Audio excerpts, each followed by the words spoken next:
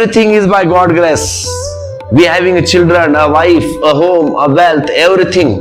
But what then? When everything is by God's grace, then what then?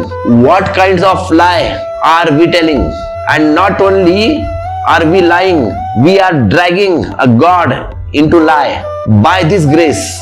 If is His grace what happening in your life, then stop calling Him a merciful, then must become a evil process hidden in the name of a God tormenting you. No, but if you are a liar, your God also become a liar.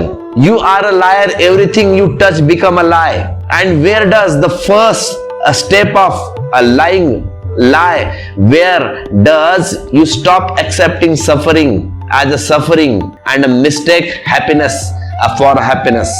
Then when you accept suffering as a happiness, you are a cause in a process when you can no longer find the cause of suffering. When you have already accepted happiness, how you can find the cause of suffering? Why would someone who has accepted illness as a health go to a doctor, and why should someone who accept illness as a health search for its cause?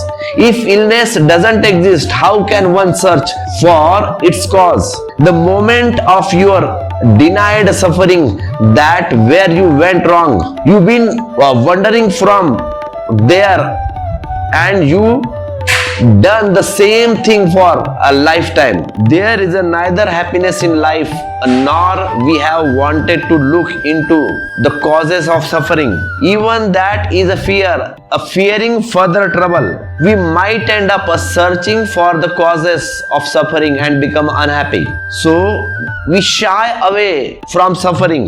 Keep this mind. We accept happiness where it doesn't exist because we have to lie on somehow, and we shy away from suffering where it exists because we fear looking at it, fearing that if we do, it might lead to more suffering. Then what's the point of looking? So we look there in a distance dream where the happiness will someday exist, and this is where we might make the mistakes.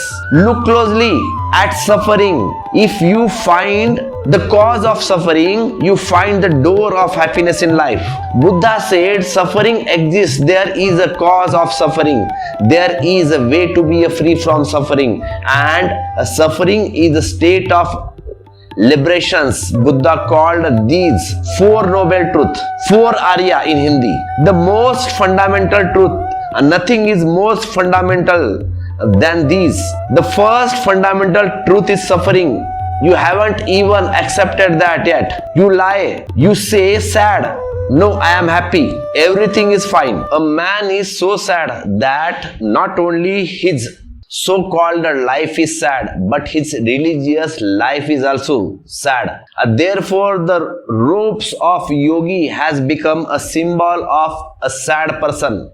The very meaning of a yogi is defected, broken, unhappy, dead while alive. One whose life has no flow of joy, a desert. But this is the opposite. Only the life of yogi has become a flow of joy. All others are deserts. Only in the life of yogi is there a glimpse of God. And only in the life of yogi does the inner sun rise. So, in the life of a yogi, there will be a joy, dance and song. Even if you cannot recognize it, because the song of recognize will not be there. And the joy you have experienced is false. A man is the crossroads all existence. The real coin will be there. You have become accommodated to fake coins. So perhaps you will not be even recognize them. There is a famous saying of Jesus, the temple of my Lord has many gates and the temple of my Lord has many chambers. Ramakrishna used to say the climb the mountain from different directions, from anywhere, however you climb, in a palki. A palki means horse carriage, just like a horse carriage. On foot of horseback, running or slowly, whether old or young, whatever male or female, dressed in the color or that. But when you reach the Sumiti, you reach a same place. A man asked Jesus, are you against the prophets of old? Jesus said, no. I have come to perfect them. I have come not to destroy, but to fulfill. I have come to complete them, not to destroy. But one thing is a cretin. I am not a Sikh. I am not a Sikh. I am not neither Christians, nor a Jains, nor a Buddhist, nor a Hindus, nor a Muslims. I cannot be with just one person because I have to with everyone. Everyone is my. So I cannot choose. But if your eyes are colored by Guru Nanak Ji or Jesus or Lord Krishna or Buddha or Mahavir, then my heart also has a similar door. Come in through that door. You will be find Guru Nanak. You will be find Lord Buddha. Fulfillment. You will find a Guru Nanak alive again. You will find Lord Mahavir again. You will find a Buddha again. So don't worry. Buddha resolved, struggled, practiced austerity and reached the unlimited peak beyond which nothing remained for the man to do. The final state of the door was reached. From there, the door fell, disintegrated and ended, and the ego dissolved. What remained was Buddhahood. The day I realized old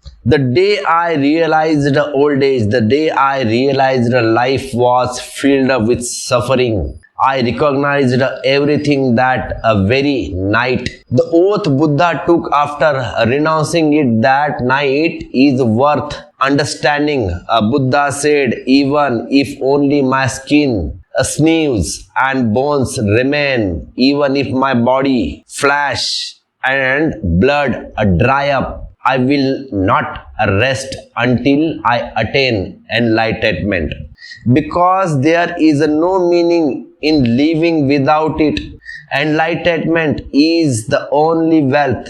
Enlightenment means I will not remain awake. I will no longer remain asleep. I will stake everything, but now there is no reason to remain asleep. Whether death exists, those who sleep and headless and foolish, where the death will take everything. Those who accumulate are made and insane, not anymore. So the Buddha risked everything.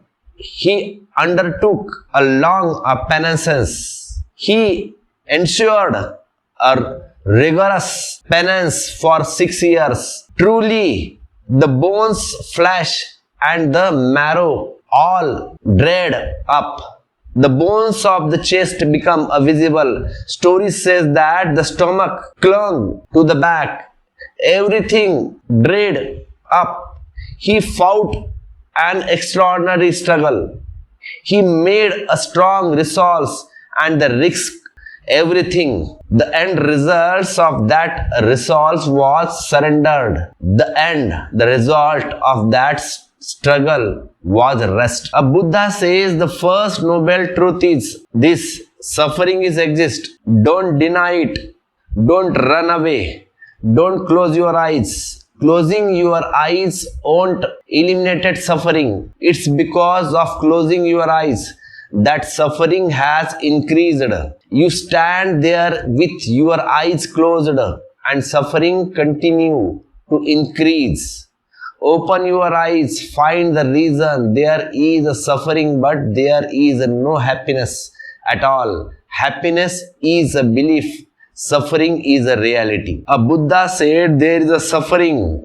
There is a cause of suffering. There is a way to be free from suffering. And there is a state of suffering, a freedom. Buddha called these four noble truths, four Arya. The most fundamental truth, nothing is more fundamental than these. The first fundamental truth is suffering. You haven't even accepted that yet. You simply deny. You say suffering, no, I am happy. Everything is fine.